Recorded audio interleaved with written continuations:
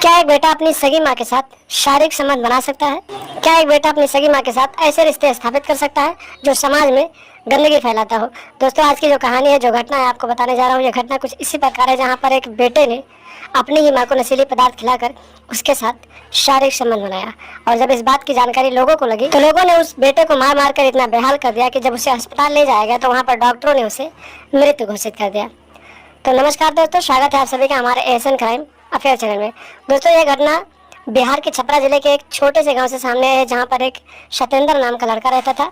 अपनी मां के साथ अकेले रहता था। उसके पिताजी इस दुनिया से चले गए थे। दोस्तों, सतेंद्र क्लास 10th में पढ़ाई करता था और अपनी माँ के साथ अच्छे से खुशी खुशी रहता था। दोस्तों, उसकी माँ की उम्र अभी 38 साल थी। बेहद ही खूबसूरत और बेहद ही अच्छी थी उसकी माँ।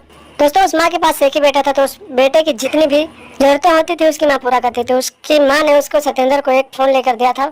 स्क्रीन टच वाला फ़ोन था दोस्तों, एंड्रॉयड में। आजकल के बच्चे जो होते हैं दोस्तों, अगर उनके पास बड़ा वाला फ़ोन हो जाता है तो वो बिगड़ जाते हैं।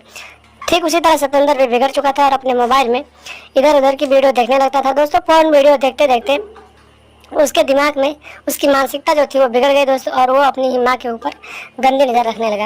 एक दिन की बात है दोस्तों, पता नहीं कहाँ से उसको दिमाग आया। सतेंद्र ने मेडिकल से एक नशीला पदार्थ लिया, यानी कि नशीली गोली ली। और फिर रात को जब उसकी माँ खाना बनाकर उसे खाना दे रही थी और फिर पानी लाने के लिए घर से बाहर चली गई, तो फिर उसने अपनी माँ के खाने में नशीला पदार्थ मिला दिया।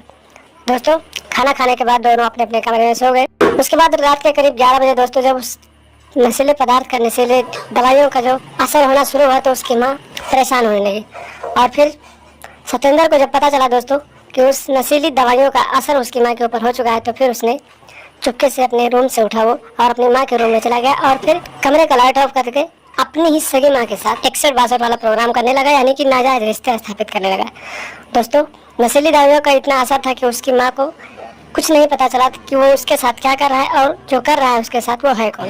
दोस्तों, उसकी माँ भी नशीली दवाइयों के असर में पड़ी थी और वो भी अपने बेटे को अच्छे से उछल उछल कर दे रही थी और उसे अच्छे से मजे ले रही थी।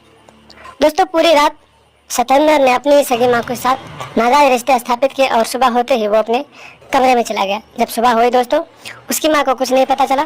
इसी तरह से दोस्तों लगभग 2 महीने तक सतेंद्र हर एक दिन अपनी माँ को नशीली दवाइयाँ खिलाता था और उसके साथ नाजायज रिश्ते स्थापित करता था। दोस्तों, लगातार शारीरिक संबंध बनाने की वजह से सतेंद्र की माँ उसी के बच्चे की माँ बन गई, यानी कि वो प्रेग्नेंट हो गई। दोस्तों, जब इस बात की जानकारी उसकी माँ को लगी कि वो प्रेग्नेंट है, तो फिर वो सोचने लगी कि उसके साथ ऐसा आखिर कैसे हो सकता है। और जब उसने इस बात की जानकारी अपने बेटे सतेंद्र को दी, तो सतेंद्र ने सारी कहानी अपनी माँ को बता दिया और बताया कि तुम्हारे पेट में जो बच्चा है वो मेरा ही है। मैं रोज तुम्हारे साथ शारीरिक संबंध बनाता था और तुम प्रेग्नेंट मेरे से हो गई हो। दोस्तों, जब इतनी बात उसकी माँ सुनती है तो उसके पैरों तले जमीन खिसक जाती है।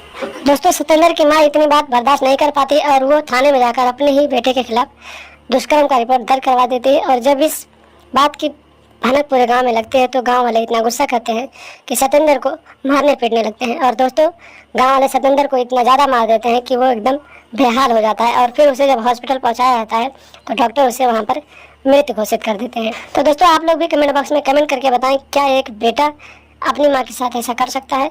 और इस कलयुगी बेटे के साथ आखिर जो गांव वालों ने किया वो सही किया या गलत किया? आप लोग कमेंट बॉक्स में कमेंट करके जरूर बताएं।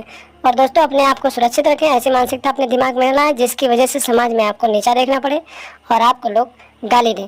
तो दोस्तों, सावधान रहें, सतर्क रहें, घर परिवार को सुरक्षित रखें, अपने यार दोस्तों को सुरक्षित रखें और लगातार हमारे साथ बने रहें। हमारे चैनल को सब्सक्राइब कर लें और हमेशा देखते रहें एएसएन क्राइम अफेयर।